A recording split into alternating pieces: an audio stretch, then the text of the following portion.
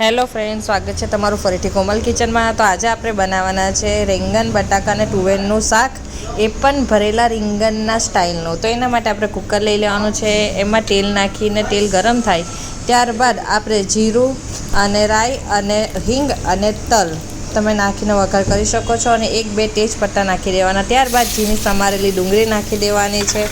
એકદમ સારી રીતના એ ડુંગળી થઈ જાય એટલે કે લાલ થઈ જાય 1 મિનિટ માટે, ત્યારબાદ એમાં તલ નાખી દેવાના છે 1 ચમચી અને 1 ચમચી લીલું મરચું, આદું અને લસણની પેસ્ટ નાખીને એને બરાબર મિક્સ કરી લેવાની છે।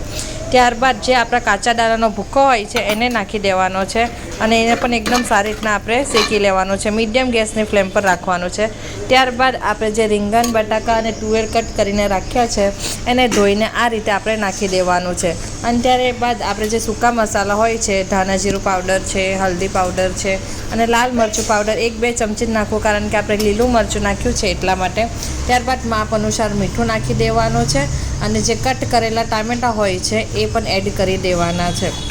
અને જ્યારે એ બધું એકદમ સારી રીતના મિક્સ થઈ જાય છે ત્યારે એકદમ સારી રીતના બધા શાકભાજીને મિક્સ કરીને જે આપણે ગાંઠિયા એટલે જે પીસેલા હોય છે મોરા ગાંઠિયાને આપણે વાટી લેવાના છે અને આ રીતે એને ભૂક્કો કરી એટલે કે પીસીને નાખી દેવાના છે। અને ત્યારબાદ એને 5 થી 10 મિનિટ માટે શેકી લેવાનું છે મીડિયમ ગેસની ફ્લેમ પર। અને આપણે માપ અનુસાર 1 લોટો કાં તો 3 જેવી ગ્લાસ જેવું આપણે પાણી એડ કરી દેવાનું છે અને એકદમ સારી રીતના એને મિક્સ કરી દેવાનું છે।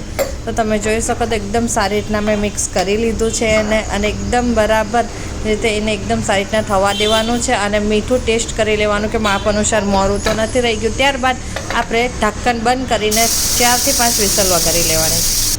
ત્યારબાદ તમે જોઈ શકો છો એકદમ ગ્રેવી સ્ટાઇલનું ભરેલા વેંગણમાં જેવી ગ્રેવી હોય છે એ સ્ટાઇલનું આપણું રીંગણ તુવેર બટાકાનું શાક રેડી છે।